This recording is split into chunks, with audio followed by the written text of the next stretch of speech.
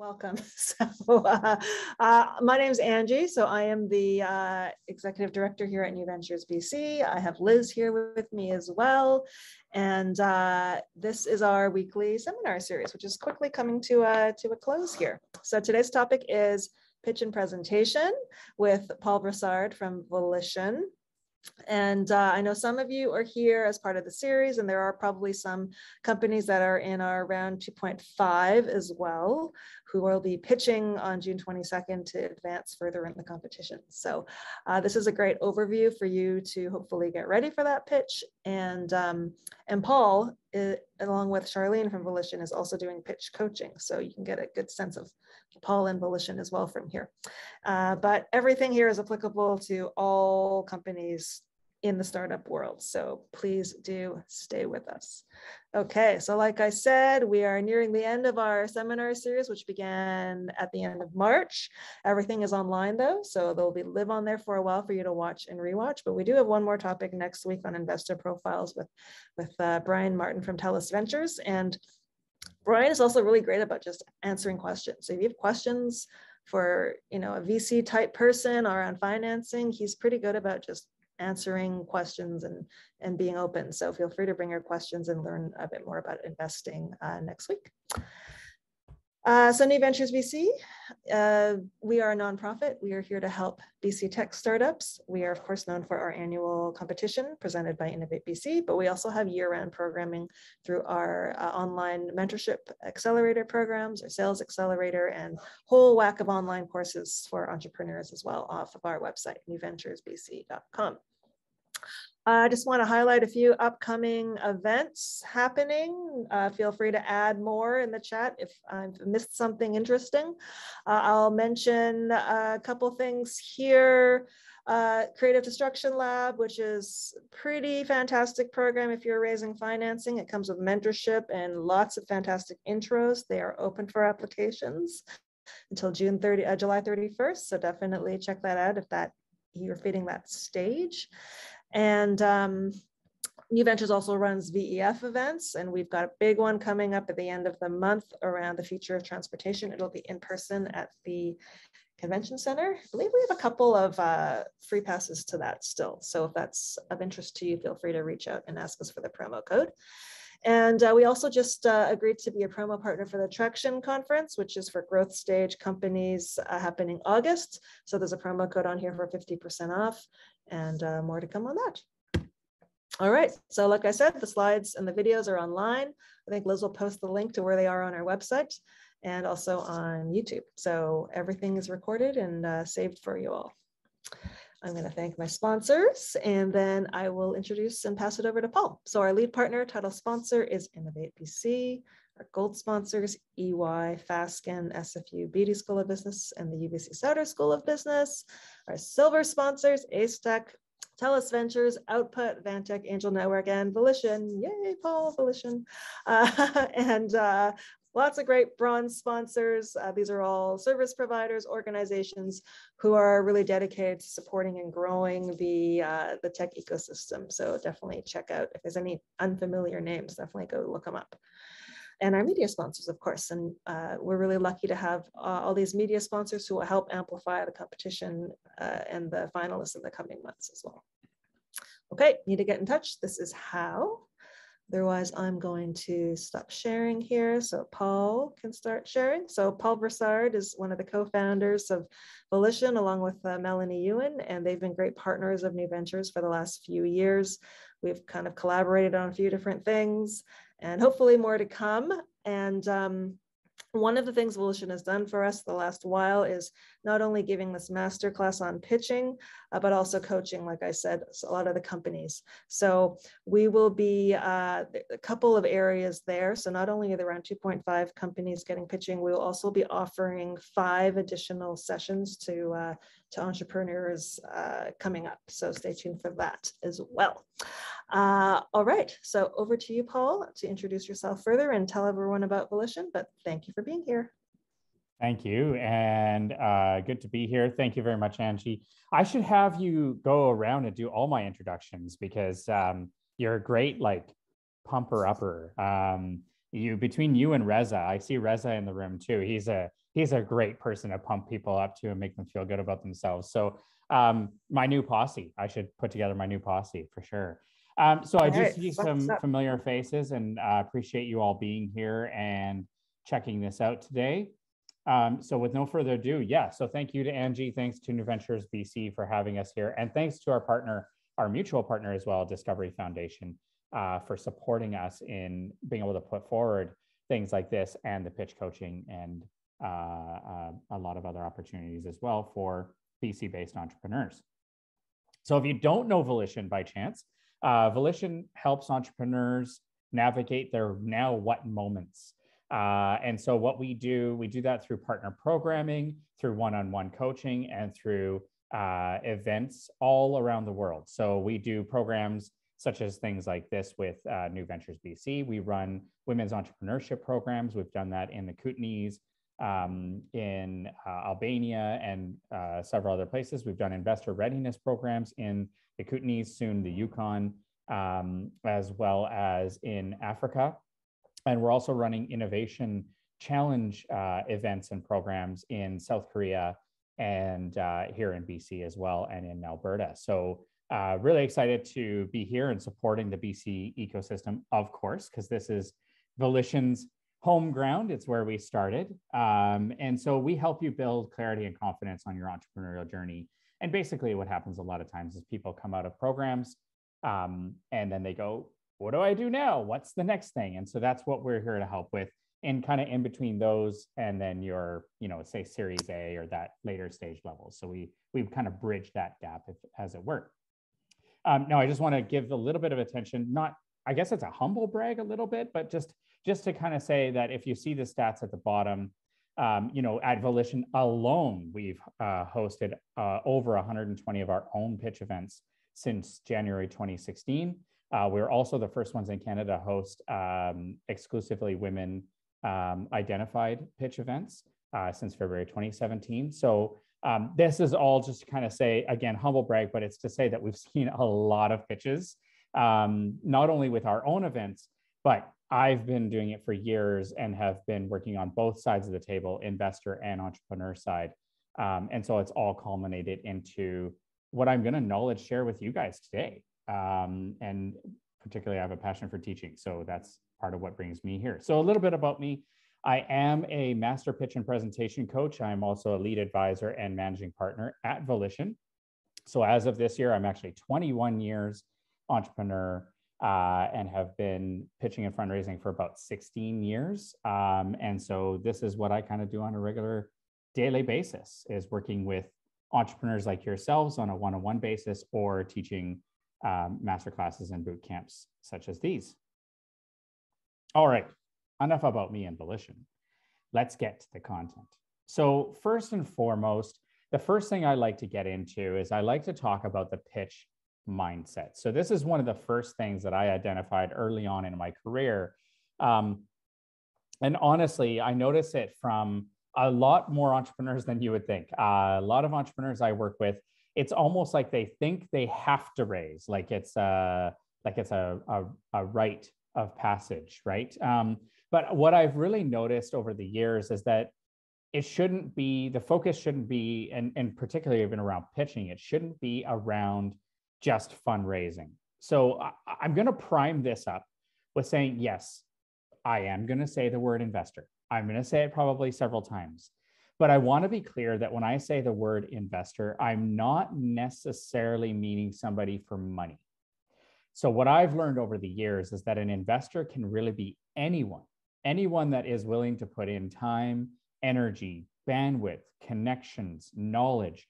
I have to even say, over the years, some of the best investors I've had are ones that haven't even written checks or wrote very small checks. Some of the ones that wrote smaller checks have been better investors to me than the ones that wrote larger ones. And there's something said about, I think there's a saying out there somewhere about how knowledge is more powerful or more valuable than money per se. And so just bearing that in mind, we need to remember that the pitch mindset should probably change. And so the pitch mindset that I see quite often, and it's propagated with things, and listen, I like Dragon's Den and Shark Tank. It's great entertainment. But I think we have to remember that it's entertainment, right? So the reality is people come in there, the reality is we've all been trained that pitching is to raise money. I hear it so often from so many entrepreneurs. When I say, well, what's your purpose of your pitch? And they say, well, because I'm fundraising, right? And I'll say, why do you ask it like that? And they're like, well, because I think I have to. And I know it might surprise you guys, but I actually get that a lot more often than you would think. And I say, well, no, you don't have to. It's not a necessity. I'd rather see you spend the time on sales and marketing. But in some cases, absolutely, it makes sense to fundraise, to raise the funds you need to accelerate the process of what you're doing. And that's really how I like to look at it is you should have the leverage and you should be able to accelerate what you're going to do anyway. That's really the best purpose of raising. So we need to sort of get away from this, I'm pitching to raise funds. And what I mean to that is I'm going to put that into one word, which is transactional, right? It's that come into a situation and give me the money, right? Which honestly, most investors are generally put off by. Now, I'm going to be, again, clear. When I'm talking about the investors that we're talking about right now, I'm talking about pre-VC. I will say that for the most part, VC, usually it is very much about the numbers, about the money, about the scaling, and how you get to exit. When we're talking about pre-VC, really that's angel money for the most part. Angels really like to know how they can help. A lot of them are former entrepreneurs like us, if not still. And so a lot of times they want to know how they can help. They want to know how they can potentially be involved, whether it's just providing guidance and advice or connections you might not have, opening doors maybe you can't on your own, and just being a shoulder or ear when you need some help with something. So a lot of times that's kind of part of what they're putting in a check for is because they believe in you and they believe in what you're doing. So we need to kind of get away from that transactional at these stages and kind of remember that it's a lot more about relationship building. And so in that, there's a bit of a sales tense to it, and there's a bit of a networking relationship building tense to it as well. And so this is where I really learned early in my career. I'll always remember there was one particular situation. I went to an event here. I won't say the name just for integrity purposes, but I went to an angel investor forum here about 4.5 years ago, I'm going to say. And I remember walking in and there was a breakfast table with a bunch of stuff laid out. And I saw an entrepreneur walk up to who I knew was an investor, and they started talking and everything was going fine. And then as soon as the investor said they were an investor, the entrepreneur's entire body language and the way that they even presented themselves changed.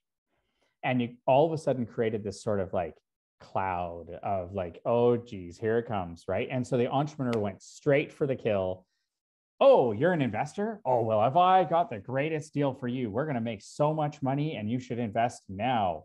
And the investor was sort of like, I'm just here to get my bagel. Like, can you just hold off for a second? And it was kind of, I could tell it was very off-putting because it was almost as if as soon as the person thought the person was an investor, to them that meant money. And I need to now go for their money, which is, if you put yourself in those shoes, how would you feel? You would probably be like, gosh, like back off, right? Because it's about, again, it's about the relationship building. It's about building connections and trust, especially at these earlier stages. So what I want you guys to first and foremost recognize, it's something I recognized very early in my career and helped me bring success to myself in fundraising, was recognizing that your pitch is an opportunity. Your pitch is an opportunity to build trust and intrigue, help you to get clarity and conciseness to your messaging, even to help you even build confidence in how you build the product and make connections that otherwise you might not have made as easily through maybe networking and that kind of thing. So I want to give a few examples who are here, local entrepreneurs that some of you may or may not recognize. I can't check all the names. Maybe even a couple of them are in this room right now. So the very top one is Anna from My Momentum. Fantastic entrepreneur, has built her business while having a child. Amazing. just a very charismatic, awesome person. And they've built a company called My Momentum. Now, when she first started pitching with Volition, she hadn't even really started the company yet. It was still very conceptual. And what I really appreciated was that she was coming out to get feedback, to build a community. That was one thing I thought was really, really cool. It actually kind of reminds me of Reza from Ovu, because I know he very much used to come to almost all of our events and was very much about building community. And I have to say that's really, really key, right? Is building that community, especially in her case. Hers is a mobile app company that's built around rewarding you for health and wellness. And so she knew from the beginning that if she was going to be successful with this business and this app, she needed to have a community of people who trusted and believed in what she believed. Kind of reminds me of the whole Simon Sinek, right? People don't buy what you do, they buy why you do it, right? No, people don't buy what you do, they buy why you do it. I think I might have said that wrong. So it really kind of reminded me of that. And I really appreciated that about her. And unsurprisingly, charismatic, great smile, very smart, awesome person overall. She attracted people to her, right? Like kind of like a magnet. And unsurprisingly, built a community around her so that as she was building the business, people rallied and supported her to build that. And now she's transacting, doing great business and making monthly revenue, I believe, last I talked to her. So awesome stuff. The next one in the middle is Kara Sam, who's the founder of one of Canada's most popular kombucha brands. Now, I'm not a kombucha drinker. Some people are, some people are. And I always find it's kind of on the other one side or the other. But ultimately, she started coming out. She came out one of our women's pitch events. And I talked to her afterwards and was mentioning, like, asking her, well, what brought you out here? You know, your business is doing well. Like, you seem to be on a great growth path. What brings you here? And she said, well, ultimately, fundraising isn't going to necessarily be the issue for me. It's because I've got purchase orders lining up. I'm going to get onto store shelves. But she's like, but the part that really concerns me is once I'm on store shelves, I need people to buy it. Surprise, right? It's one thing about selling it to your retailers, but it's another for getting people to actually buy the product. And so she really wanted to build brand trust and brand recognition wherever she could, and also gain confidence and clarity in her messaging as she was getting out there. And eventually she was going to launch a crowdfunding campaign. I believe it was on our mutual friends from NVBC front funder, and wanted to just get out there and tell people about it ahead of that campaign. So I really appreciated her approach on that of doing kind of the pre-sales before sales on both sides, so to speak. And the last one, not least, is our friend Andre Matte, who is with a company called Robox Tools, which, look, I'm willing to admit I'm not great with power tools. It's not really my thing. In fact, I had to get my neighbor's help to change the tires on my car the other day. I'm not afraid to admit it, I suppose. I'm good with computers and companies and pitching and business. I don't do power tools, but they've built the world's first suite of smart power tools, starting with the smart drill, the X drill. And I'm really excited, hopefully be getting mine really soon. And I remember when they first started coming out to pitch, they only had literally a prototype, which was a piece of metal with an iPod taped to it. Back in the days when we used to do our pitch events at Launch Academy in Gastown. And everybody was like, what is going on here? Are these people crazy? But what they really wanted to do was, again, get the concept out there, see how people felt about it. Him and his dad, Andre and Andy, they worked in a metal machining shop. For them, they were like, yeah, we need this, but do other people? Are they going to buy it? Do they want it? If they were to have it, what would they want? What would it look like? How would it feel? So they wanted to get that feedback, build the community, again, start building the brand. And for them as well, they weren't even fundraising at the time. They knew they would in the future. They built up this community so that when they did launch their fundraising campaign, again, people rallied around them and they closed their Kickstarter in probably a record amount of time, I would say. So great stuff. So again, not that fundraising can't be part of the process, but my argument or debate point is that maybe it shouldn't be the focus or the focal point right? The focal point should be showing who you are and being yourself and showing what makes you great and what makes your company great, so that people want to invest in you. So let's talk about that. So before we do that, I just wanted to summarize in saying that ultimately what I'm saying is that your pitch should help to generate intrigue and trust, because really it's about getting to that next conversation, especially if it is about fundraising. I mean, here's the reality, you guys. In all the years, I've only ever had 2 instances where checks were written on the spot where somebody came in and pitched.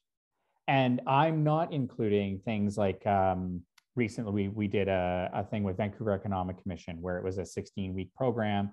And at the very end, Circular Rubber Technologies got a check for $122,000. But there was a 16-week program. So it led up to that point. What I'm talking about is, let's say James goes into a pitch event tomorrow, pitches.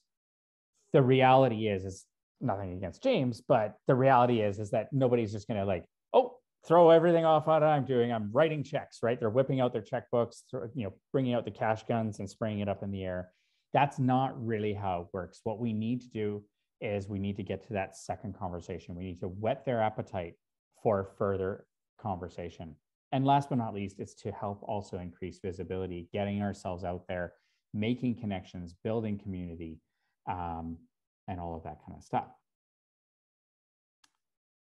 So I'll come back again to the whole part about, selling yourself, so to speak. I'll come back to that in a little bit. But something I wanted to talk about here at NVBC for the competition, and hopefully Angie's not going to get mad at me about this, but I just wanted to say that, it says right on NVBC's website, this is directly quoted from their website.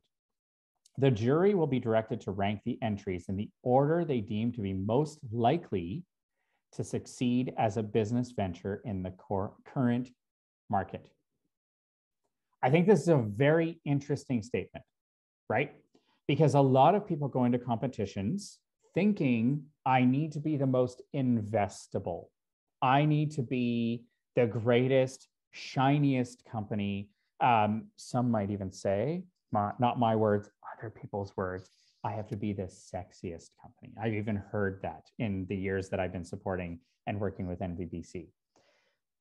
But, nothing against a winner from a couple of years ago. I think it was A. Dolis.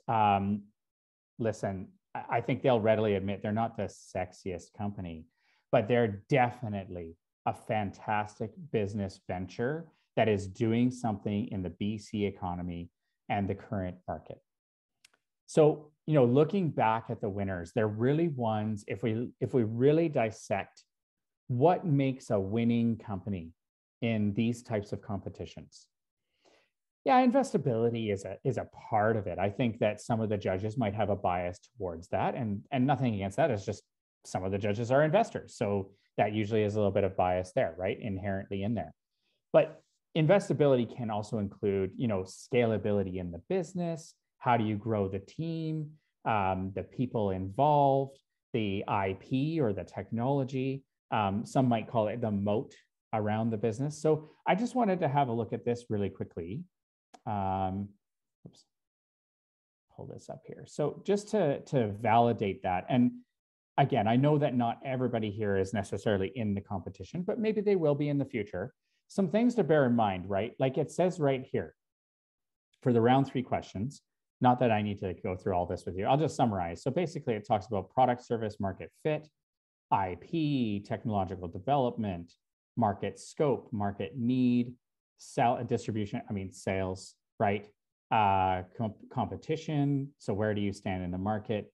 Barriers, right? Again, that's your moat, et cetera, financials, right? So if I was to summarize this in my mind, I'm not sharing my screen, 1 second. In my mind, what that really comes down to is the age-old, why you, why this, why now, and prove it. That's really what I break that down to, right? Because at the end of the day, again, even if we're talking about investability, at these stages, much about investing in something is about investing in the team, believing that you have the figure it outness to get through the tough times. We all know, listen, we all know in this room that it's not all rainbows and butterflies and unicorns, right? I know we want to be unicorns or narwhals if you're the Canadian version, right? But I know it's not all rainbows and butterflies. And I know there might be one person in the room that's like, but what? I thought it was rainbows and butterflies.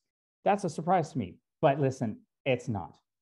And so there are going to be times that are tough, and you're going to have those rough days. I had one this morning, but I had to remember why I'm doing what I'm doing.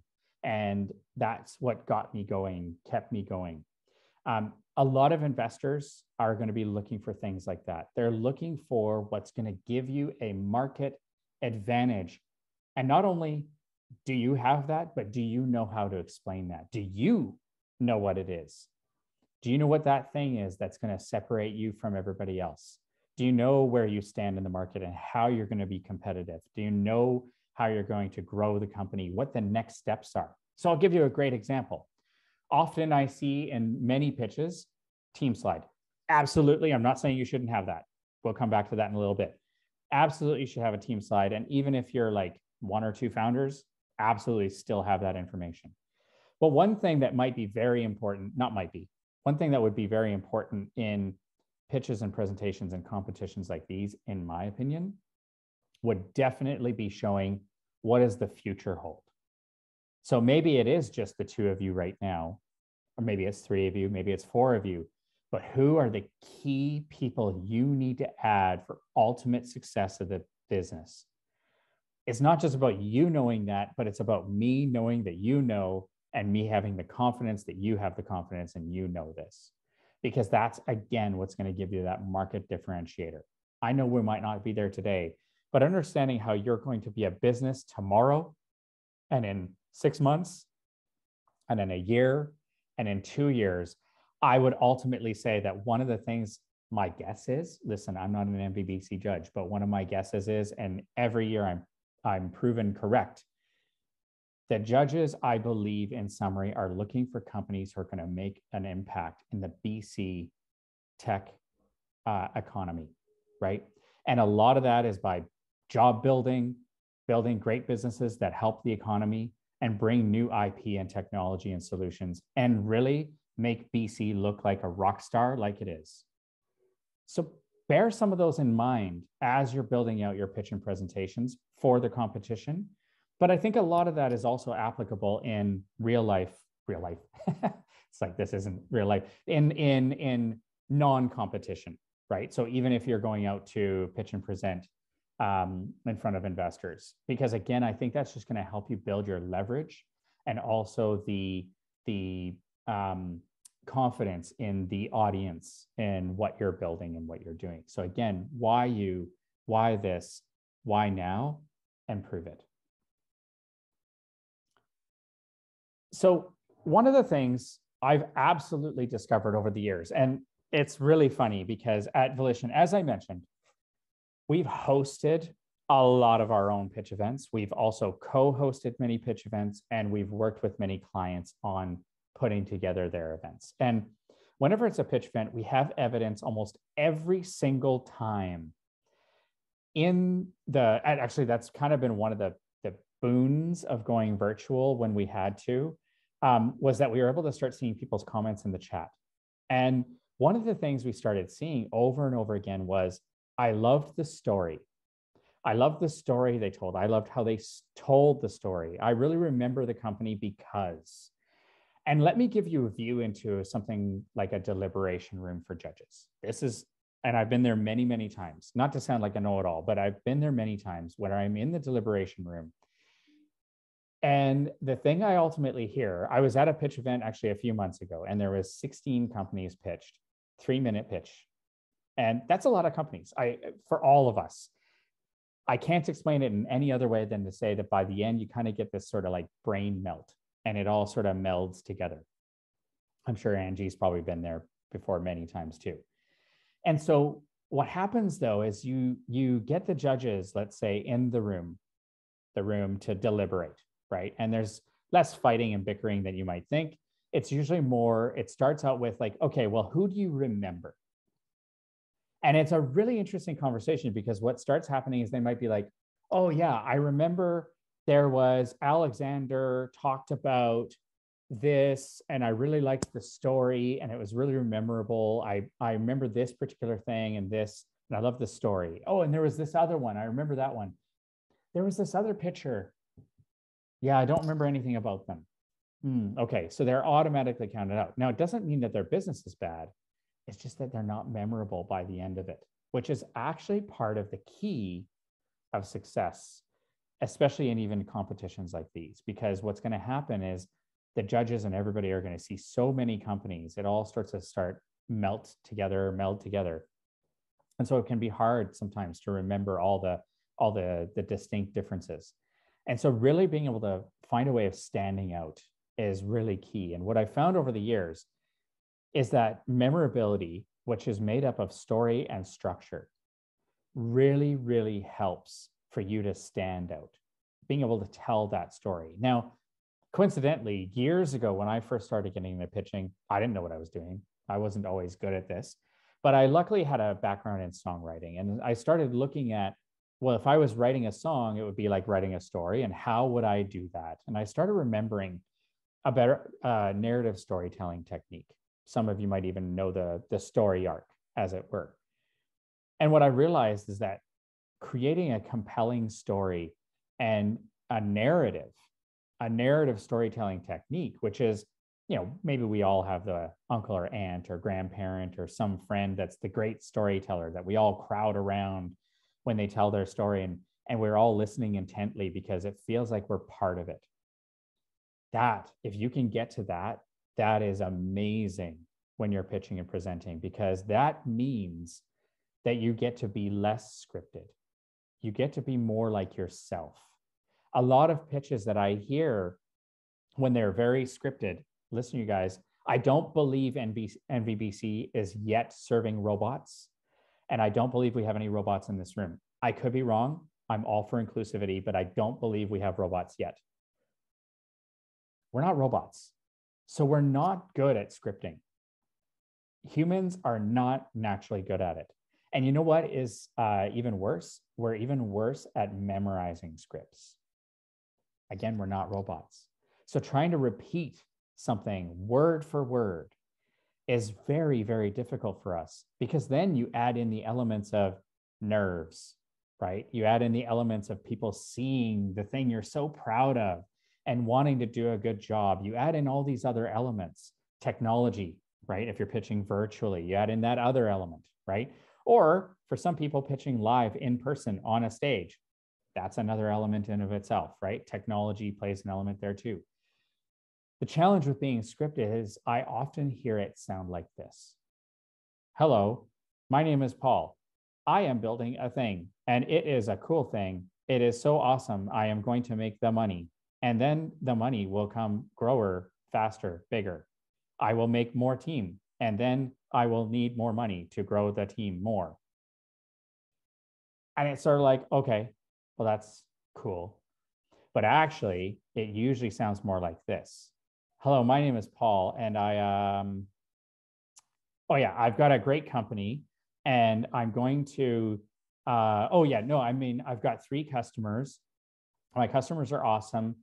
And we're making money. We have revenue, and I'm going to grow the company. And so what happens is, because people are trying to recount word for word what they said, well, what if instead we just had a structure to follow and a story to tell? And I'm going to guarantee that all of you in this room that are entrepreneurs and building your businesses, I guarantee you all know the story of what you're building.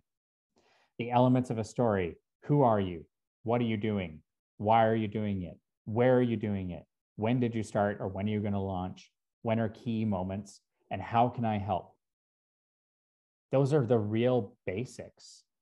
And so if you know the structure, you can just tell the story because you already know it. You don't need to make up a script. It's just about knowing what key boxes to tick, or in some cases, Some investor people I know they'll say, fill your buckets.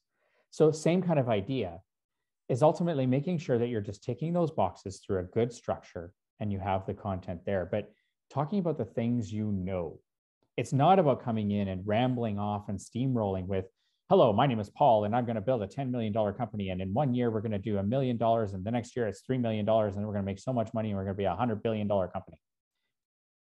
It's not memorable. And it actually doesn't impress anybody because there's no substance to it. There's no believability of how you're going to get there. One of the keys of great storytelling is that you get to maintain attention, you're less scripted, and you get to be yourself. That's part of what's really important. Building a connection with the audience and them wanting to connect with you is knowing who you are and getting to know who you are and what makes you tick. So that's a large part of it. So let's get into that structure. So the first thing I want to say, and I'm going to show you some examples in just a bit. The first question I often get is, but Paul, structure and all this is great, but how do I build a deck? The one thing I want to tell you is that I've learned over the years is, listen, we're talking about pitching. For your pitch deck, you are the star of the show. Reza and Alexander and Dennis and James and Robert, Ahmad, everybody here, you are the star of the show. Your deck is there to support you. It's your supporting actor. The content should support what you're talking about. Now, this is different than, say, a slide deck, which is the one that you send to people, right? You might have to send in along with your business plan. I can't remember if you have to, but you might have to send in your deck with your business plan for new ventures. You might have to send your slide deck to future investors or people who want to help you out. That one is going to be filled with more information, more text, more context, because you're not there to support it. I often think of the slide deck as a summarized version of your executive summary, if you will. But your pitch deck is there to support you. And listen, if you're just going to get up on stage, I hate to sound, it's not meant to be offensive, but if you're going to get up on stage and just read the deck to me, I don't need you there. So don't waste my time or yours, right? I want you there to provide me that extra context, that personality, the things in between the lines, as it were, that I might not know without you telling me, right? So the visuals and the text on the slides should support what you're talking about and give me even maybe some visual representations for me to latch onto and possibly even remember at the end of the presentation. So let's talk about the structure. How do we structure this in the deck? So what I came to realize over the years and have summarized into a simple pitch building structure, which we call PSOIAS here at Volition. It is our unique pitch building methodology. There's others out there. I'll be honest with you. There is definitely others out there, but we know this works. It's worked for me. It's worked with many companies that we've worked over the years who have won competitions, raised money, whichever it might be, because it's simple. One of the first things we might have all learned in business is to keep it stupid simple, right? The KISS principle. That's exactly what I feel about this, is it's simple. You start with a problem, go into the solution, then talk about the opportunity, which includes you and the team, and then the ask. So basically you're telling a story with all of the key elements, the filling the boxes or ticking the boxes and filling the buckets, and you're following a structure so that even if you do kind of lose your way in your pitch, you'll always know where you are. So if you talked about the problem and solution, you're at the opportunity. Now, what you might not realize is what each of these means. So let's talk about each of these buckets, if you will. So to do this, I'm going to introduce you to a fake little company that I created a few years ago called Smart Mug. And I've created a fake pitch and presentation for Smart Mug. So I see Angie's drinking a coffee right now. If Angie's anything like me, she loves coffee. I believe she does. But I have a sensitive mouth. And so I burn my mouth very easily when I'm drinking my coffee. So years ago, I was thinking about, actually coincidentally, when I was working with Roblox Tools as a client, I started thinking about smart technologies, and I said, wow, what if there could be a better way? What if you could have a mug that could, you could set your preferred temperature of your hot beverage, and it would tell you when it's at that temperature, and then keep it at that temperature while you're drinking it.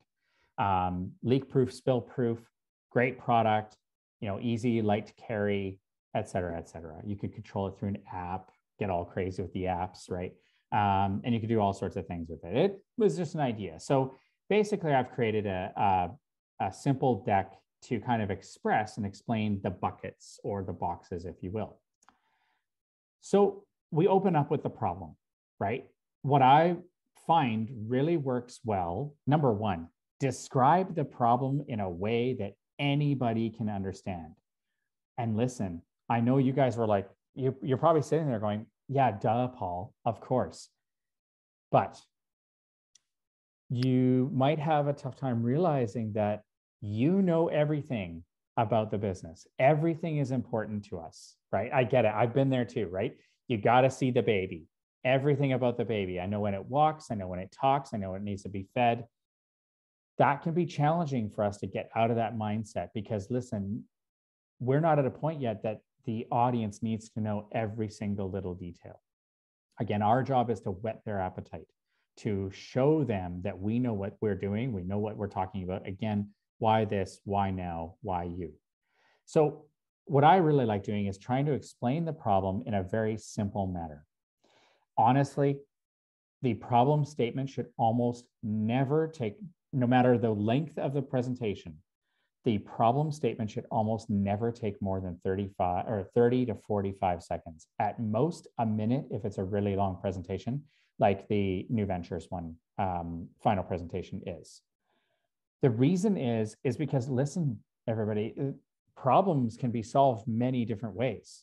A problem is a problem. At the end of the day, what we, the audience, want to hear is how you are solving that problem, right? Reza is a great example, right? About networking and sharing contact information. Like the problem is it's difficult to share contact info. Business cards are kind of done, they get lost. Sure, I'm sure Reza will agree. There's lots of different ways you could solve that problem, and many have tried. But Reza has found a way to actually solve the problem, right? And here's how he does it specifically. Here's how his company does it specifically. I'm hopefully assuming Reza is still doing OVU and it's the same structure as I know from before. Okay, good. I'm sitting here talking about it and I'm worried that he's like, Paul, I pivoted and I'm not doing it anyways. So no, we're good. So the idea is, of course, that there's the way you're solving the problem. So I really want to hear about how you're doing it. So we need to get to that. So keep the problem statement as simple as possible. So in this case, one of the ways I love to do it is if you can open up with a statistic. People love statistics. Judges love statistics, you guys. It's a great way to build a hook. If you can find that hook at the very beginning, 80, this is totally made up. It's totally made up. 85% of coffee drinkers burn their mouths and tongues at least 3 or 4 times a month. Ouch. Done. That's it.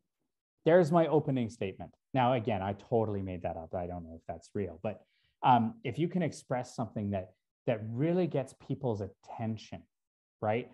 There's an entrepreneur I worked with recently named Ishan from Sky Acres, where we were working together and came up with a whole idea of how people are paying a lot for their produce in northern and rural communities. And we landed on, imagine paying upwards of $10 for 2 tomatoes. Dramatic pause, right? Land it. That's the hook, right? Keep it simple, because now it's like, okay, so there's a problem. Describe it simply, get to the solution, leave time. I always, sorry for any vegetarians in the room, I like to leave room for the meat in the sandwich, the tasty parts in the middle, because that's the parts that the audience really wants to hear about, which is what's the solution, what's the business, and who are you and who's the team? So let's get to that. So we want to make sure that the solution that we then present meets the need of the problem we've stated. So make sure that you're very clear about the value proposition. Then another way, my friend Jean likes to say it, the aha moment. I think that's also a Dan Martell thing. The aha moment. If you can express that where people go, aha, I'm so glad I bought this product or service. I'm so glad I have this. It's changed my life. It's made it better, easier, faster, more efficient, saved me time and money, any of those things, or a combination thereof. A great way of doing this is if you have any customer testimonials. Now, here's what I want you guys to avoid. I've seen this before where I've seen people have slides that are just filled with testimonials. Like listen, that's not really going to help because it's just a lot of information. But if you have one or two, and even better, if you can tell a customer story, right? So if you have customers, tell me a story about how your customer is using the product. Give me screenshots if it's the software, if you're allowed to share, right? If it's a physical product, show it off. Absolutely show it off. It gives a sense of, oh, this is real. This is actually something that exists. People love that again, and so do the judges, because then it makes it feel tangible. And if you have a software or an app, it's kind of the same idea, right? Show me the journey that the customer goes through, how they use the product. And the cool thing is you can kind of, I guess as they say, kill three birds with one stone, because in that customer story, you can tell us how the customer used it, the value they get from it, what they've loved about it, and potentially even how they pay for it, right? A great pitch where I worked with somebody before was an HR management software. And they came in and they said, yeah, inclusivity and diversity is a major issue in the North American workplace. Problem statement. Good, great, okay, I understand. How we're solving this is like with our customer, Microsoft, doing this, this, this, and this. They pay X per month per seat. And then that's just one of 12 customers. Here's the team that's built it. Here's our next plans. Here's our sales pipeline. Here's what we need to fulfill that sales pipeline. Wow. Okay, now we're talking, because this is a very tangible story, and I get how the customer uses it, the love they have for the product, and the value they get out of it, and how they would even use it. The fourth, actually, benefit of that is you're also telling me how I could potentially make new connections for you. Because if that's customers you have, I could go, maybe I have other connections that I could introduce that are similar to those customers. So you're kind of getting a lot of added benefits to the customer story element. So that's what I would say, like describing from the customer's perspective. Now, some of you might be like, well, but Paul, what if I don't have a customer yet? Show me from the standpoint of your ideal customer. Tell me that story. And your journey of building the product or platform, you probably built customer stories. Your designers probably did. If you built an app, they have some sort of customer story. Tell me who that is. Tell me your perfect customer and what that would look like in their hands. That's fine too, because it helps me, the audience, be able to envision and, again, be part of that story.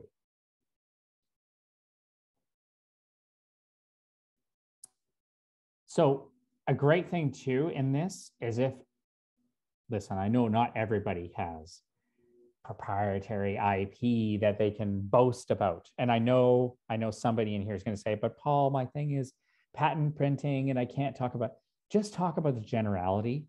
That's okay, totally fine.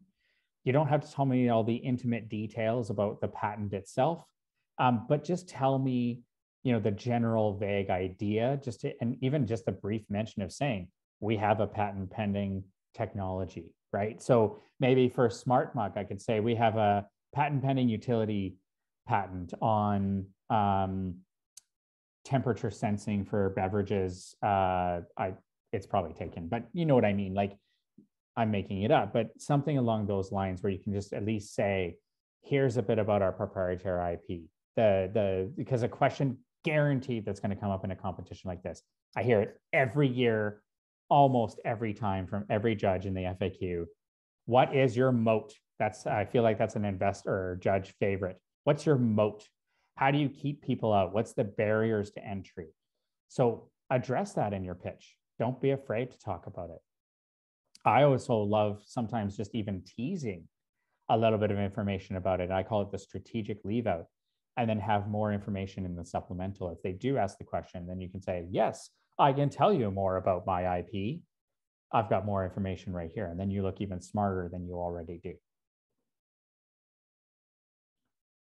The next one is in the opportunity. So the opportunity is all about the business model, the money model. How do you make money? Or how will you make money if you're not already? How do you sustain this as a business? If we go back to what I said at the beginning about this particular competition and competitions like these, again, they're looking for companies who will have success in the current market. Well, nothing says success like revenue generating, revenue growth companies. Companies that can build revenue, hire more people, make more revenue, hire more people, build more things, and yes, hopefully exit. But there's nothing wrong with also companies that make hundreds of millions of dollars a year in revenue and employ a lot of people too. So we want to talk about the revenue, the traction. Now, what I see a common mistake of a lot of people doing is they'll have a huge breakdown in their slides of their EBITDA and financials and their financial assessment from their accountant, and there'd be 3 slides of snapshots from their accounting firm. Listen, it's not necessary at this point, not in a pitch. Give me a simple snapshot of your revenue growth, your targets, your goals. Now, this part is important. Goal setting is a major indicator of somebody who is geared towards success.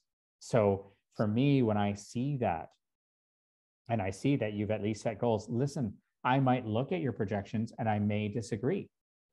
That's okay. But the reality is at least I know that you're doing your best and you're trying and you're setting goals, which is maybe a bit better than not having anything at all. Because even worse is when I ask you the question of, so can you tell me a bit about your revenue projections? Do you have any goals for the next 3 years? And you say, yeah, I'm still working on it. That's probably not a good sign. That doesn't give me a lot of the believability and confidence that you're necessarily going to be able to get past the forest, right? So you want to show me the business, the market, the traction, right? And this is also where I want to say traction. Some of us get caught up. I hear this a lot of times. I'll ask, oh, well, how come you didn't have your traction? Or I hear this at events all the time. So you didn't have any traction in your presentation. And the response I often get is, oh, I don't have revenue yet, so I don't have any traction. Here's what I want to remind you guys. Traction is anything that propels the business forward. It doesn't have to be just revenue-based. This could be beta signups, could be letters of interest, could be purchase orders. I have a client that I start working with next week that's in the food-based business industry. And they have like purchase orders piling up at their door that they need to fulfill. So that's their fundraising. They need fundraising. They need to raise funds to fulfill the orders, right? They have traction. Yes, they don't have revenue yet, but they definitely have traction. So remember, traction can be anything that propels the business forward. Gives me a sense that, when you open the doors, even that you're going to have customers trying to clamor through, or that you've at least talked to somebody in some sense. It's not all fluffy clouds, as it were. So ultimately, how do you make money? And, listen, again, if you've got customers, show off your customers, especially if they have great logos. People love that. People love logos. Show me a sense of your sales pipeline. Show me a sense of who your customers are, who you're planning on going after, anything like that. Again, I will quote our old friend Jayesh Parmar, formerly of Picatic and now Gunky. Great way he used to say it is people want to see the plan you're going to execute and how you execute the plan. I've always loved that. So it's a great piece of advice. And as I said before, the reality is that these opportunities, these young companies that you have, they don't exist without you. I know we want to get to a point, they all tell us in the business books, you want to get to a point where you can replace yourself and you're not necessary anymore. And that's key to scaling, but we're probably not there yet. So in the early stages, it's really investors and people are investing in us. They're investing in you, right? They need to know that you're the horse that's going to win the race. Again, why you? Why are you doing this? Who cares? Why do you care? So, and what makes you key to the success of this business, or at least getting it to the next stages? So tell me about the team. Tell me about the key things. We don't need super long paragraphs. I don't need a bio, a big long bibliography of, your life story. Give me a snapshot of what is key that you bring to this organization that is going to help it to succeed. And then share with me what the plan is from there. And like I said, if part of your plan is hiring key people also towards the success, especially in a competition like this, I highly recommend including that, because again, it gives a sense that you have a plan and that you know moderately what you're doing. I know all of us might sit here and go, actually, none of us really know what we're doing, but you might want to even just show that you sort of have an idea of that. And listen, we're allowed to be wrong. We can have plans. That's what I love about it. We can have plans. Plans don't always go according to plan, but that's what makes us great entrepreneurs, is be able to adjust, iterate, and change our direction and be agile so that we can deal with those situations.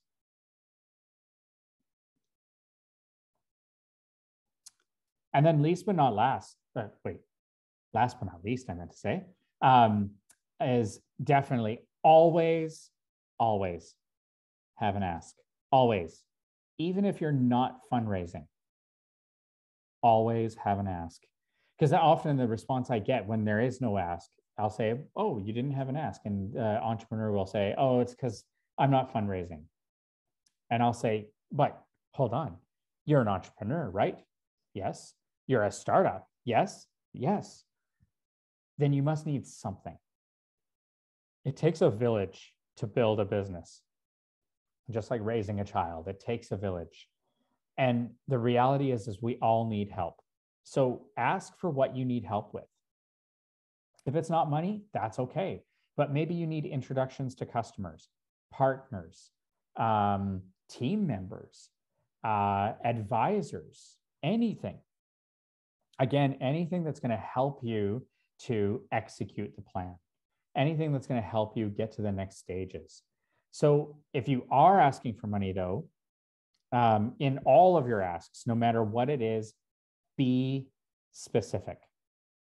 So a few years ago, I was working with NVBC and a company I was pitch coaching. Again, I won't say name for integrity purposes, but they came in and they had an ask. That was good. But their ask was that they said, we're raising between 250 and 450K. And I said, well, which one is it? Because what it sounded like to me was they didn't have a plan. That's ultimately what it sounds like to judges, investors, and the audience, is when it's arranged like that, it's sort of like, well, we're kind of guessing. It's going to be somewhere in here. Hopefully, maybe. Reality is it'll probably be even more.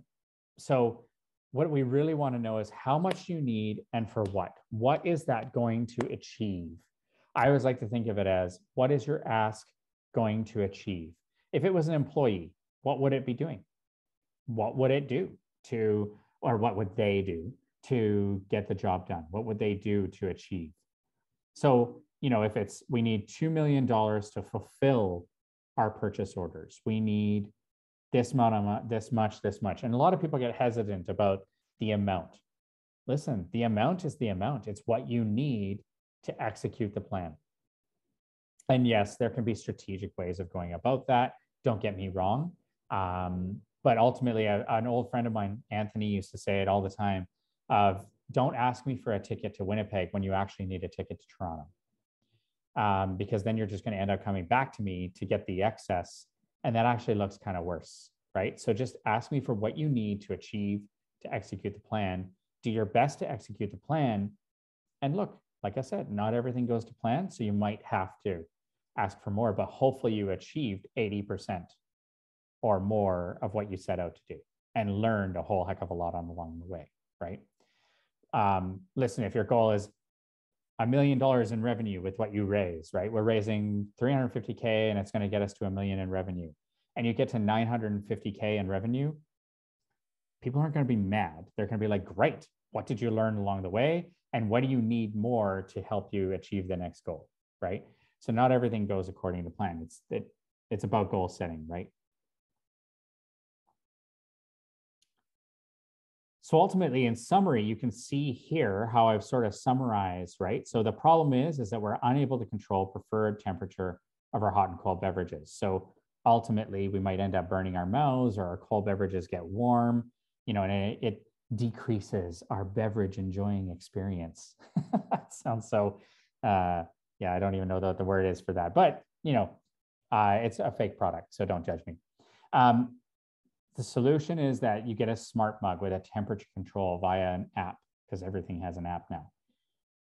The opportunity is you have B2B and online sales, profit margin, how many people are sitting and waiting for the smart mug to come out, right?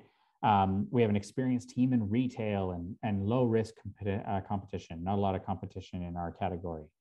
And we need $1 million to fulfill manufacturing and achieve our first revenue. Very simple. I know this isn't a real product, but honestly, if I heard a pitch like this, I'd be like, wow, they are on to something. They have a plan. They're going to execute it. They have the right team. And going back to what I said at the beginning, why this? Why now? Why us? Or why you? And show me. Prove it. I don't know how I'm doing. How am I doing for time, Angie? I think about 20 minutes. Is that about right? Yeah, it's 1:35, so we got 25 minutes. Oh, okay. Wow, I'm actually right on time for once. Okay, so your question might be, what are our next steps? Well, your next steps, did I do this backwards? Well, your next steps, oh yeah, I went one slide too far. So your next steps are, for those of you who are in the competition in this room right now, number one, you should have received your feedback from the judges from the previous round. I'm going to be real with you. Sometimes you don't always want to apply everything they said. Not everybody is right about everything. So at least review it and appreciate that they took the time to give you that feedback and incorporate it, if you will. An old friend of Angie and I's, Daryl Hatton from Fundraiser, I always love the way he says it. Take the feedback to mind, not to heart, right? So it's not meant to offend anybody. It's not made to make you feel bad. Just try it on for size. It's kind of like a shirt. Try it on for size and see if it fits.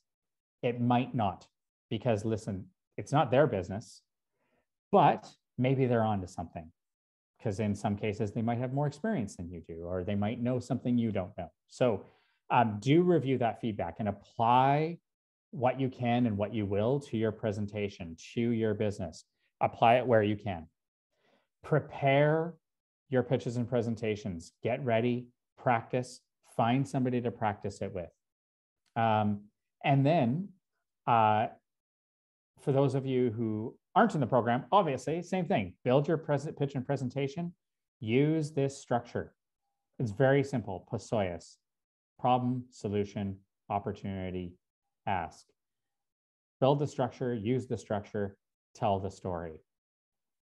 For those of you who are in the competition, for those of you who aren't in the competition, you can go here. There's a link knowing that you can apply to the Discovery Foundation Investor Readiness Program. This is a program that Discovery Foundation is funding us with, that you can apply to, and the benefits is that you get free one-on-one coaching if you are approved. It's for BC-based companies. I just have to say that because I'm assuming everybody in the room is from BC, but just in case. We do have pitch showcases coming up. They are for women identified founders. We have a youth women's entrepreneur pitch event in July and a Black women entrepreneurs event in October. So if you identify within those categories, you can apply for those. And we have pitch masterclasses, workshops, roundtables, et cetera, et cetera. If, oh, I thought we had a QR code for that. My apologies. So these slides will be shared, they've been shared with NVBC team. I believe they'll be available to all of you afterwards. There's a link in the slides if you guys want to apply for this program. If you're not in the NVBC program, you can apply regardless. But if you're in the NVBC program, bonus is make sure you're watching for their communique, if you will, because they should have sent you communications recently for one-on-one coaching, pitch coaching with myself or Charlene Fothergill over the next 2 weeks. So look out for that if you haven't seen it already. We've already had, last I saw, I think it was like 16 or 17 companies schedule. So for the rest of you in the competition, look out for that link because you can schedule for it with us directly. For those of you not in the competition, you can certainly apply for the program through this link that's in the slides. And last but not least, I hope that you guys will take a picture of this. Again, it's in the slides as well if you want to do it afterwards. We do encourage you and hope that you will fill out the survey because we're always looking for ways to improve.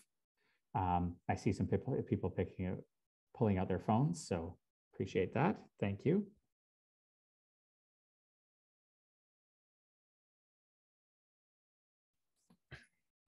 And this is me. So before I go into Q&A, I will open it up for Q&A. So before I go into that, I just wanted to say thank you to my team. At the top left here is my business partner, Melanie, based out of Montreal, our amazing project coordinator, Gabby, and our events coordinator, Barsha, who's out of Toronto. So thanks very much to them. And my ask of you, please connect with me on LinkedIn. I love connecting with people and following their journeys. So I'd love for you to connect with me. And I hope to see you in future pitch coaching sessions or anything like that.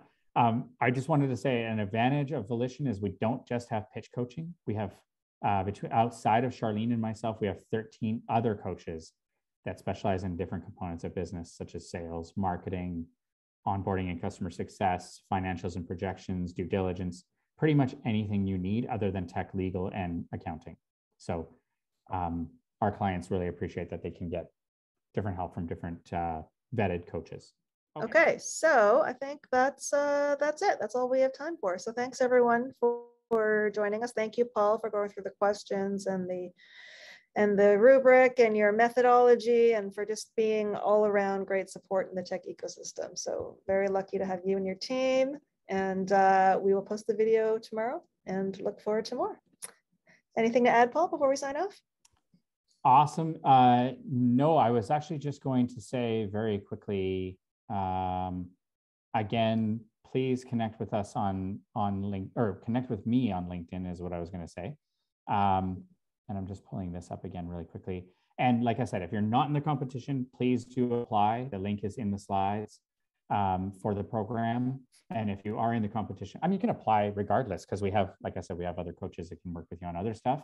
And then if you are in the NVBC program, obviously, like I said, watch out for their communique on the pitch coaching opportunities. And I look forward to hopefully getting to work with some of you, if not many of you.